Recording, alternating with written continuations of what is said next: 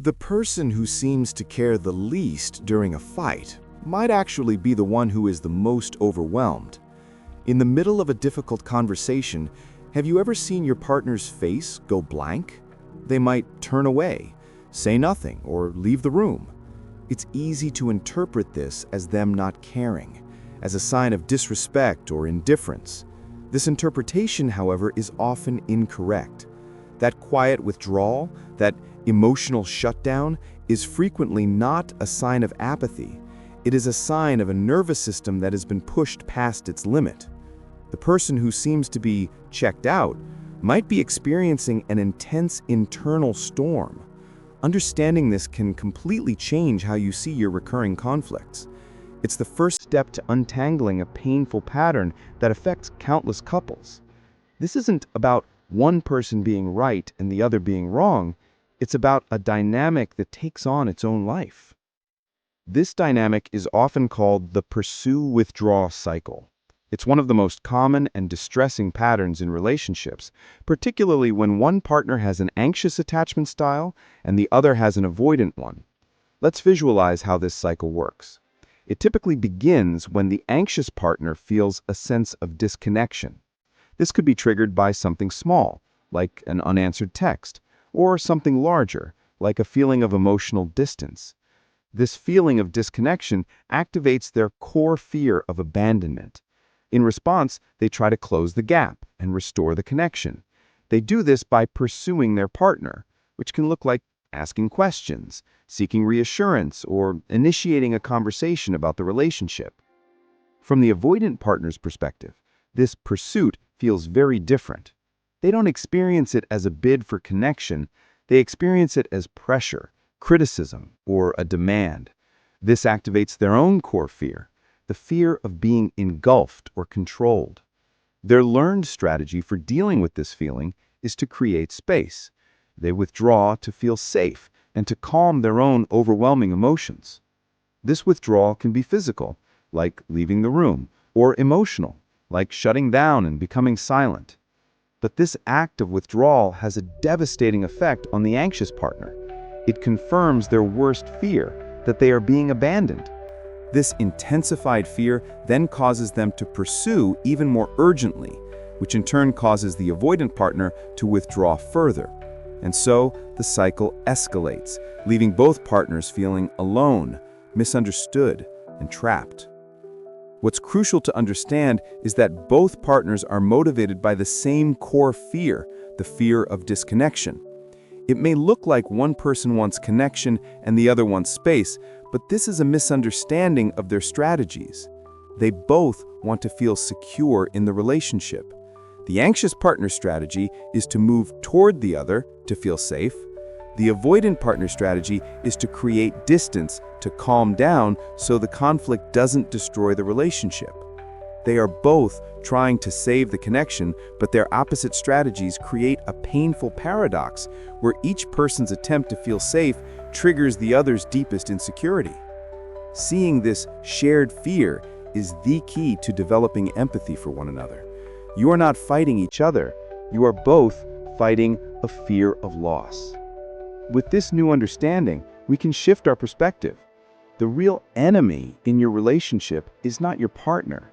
It's the negative cycle itself. As long as you see your partner as the problem, you will remain stuck.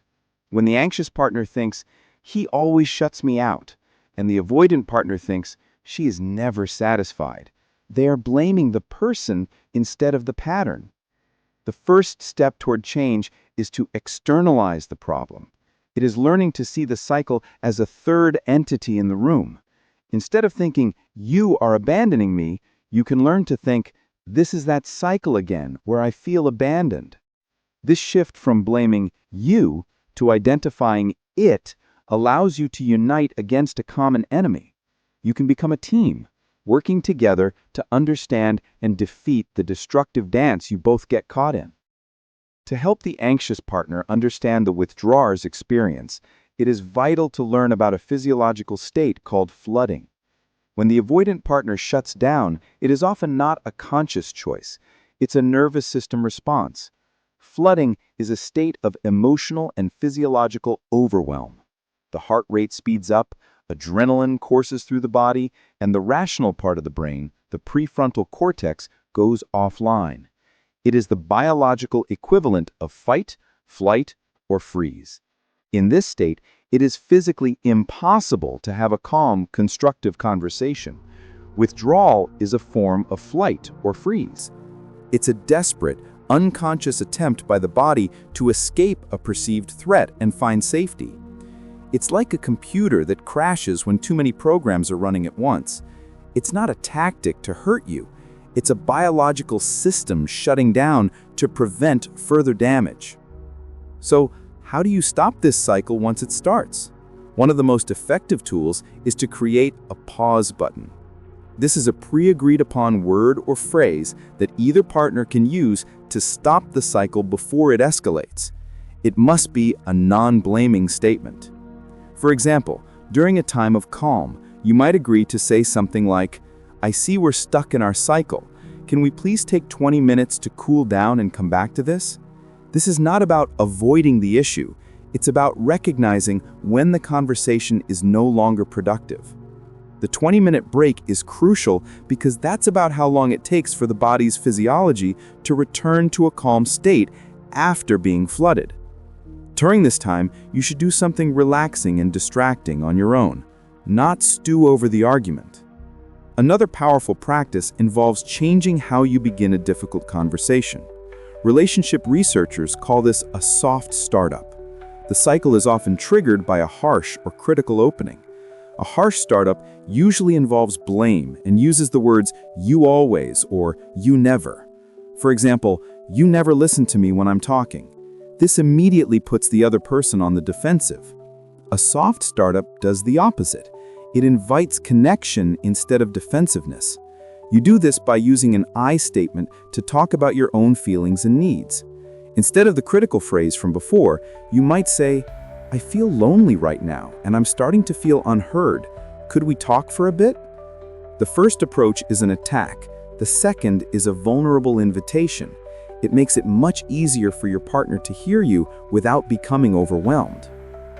It's a common misconception that in this dynamic, the avoidant partner is the problem because they are the ones who leave the conversation. In reality, breaking the pattern is a shared responsibility. Both partners must learn to move toward the middle.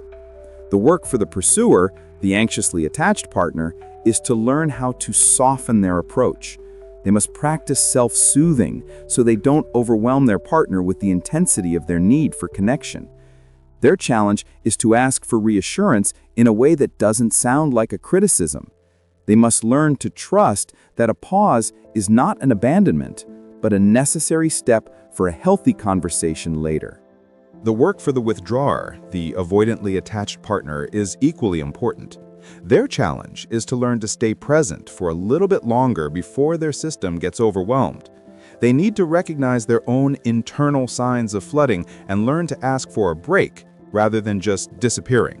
Their work is to offer reassurance to their partner, even when it feels uncomfortable. A simple phrase like, "This is important to me, but I am feeling overwhelmed. I need a short break, but I promise we will come back to this," can make a world of difference to the anxious partner. It validates their feelings while honoring your own need for space. It is a commitment to stay engaged with the process, even if not in that exact moment. To break the pattern, the pursuer must learn to soften their approach, and the withdrawer must learn to stay present for a little longer. It's about each person stretching just outside their comfort zone for the sake of the relationship. This is not easy work. It requires self-awareness, compassion, and a lot of practice. But escaping this painful cycle is possible.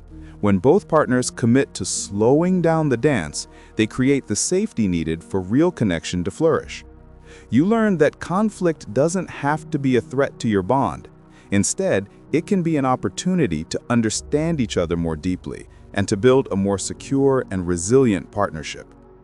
Think about the last time you were caught in this cycle. What if, instead of turning against each other, you both recognized the pattern as it was happening? What if you could see your partner's behavior not as a personal attack, but as their own flawed attempt to feel safe? This empathy is the foundation for change. It allows you to stop the blame game and start working as a team. The goal is not to eliminate conflict, but to change the way you navigate it. By understanding the underlying fears and biological responses at play, you can begin to write a new story for your relationship, one of mutual respect, support, and lasting connection. As we conclude, I invite you to reflect on your own role in this dynamic. What is one thing you can do differently the next time you feel the cycle begin to spin?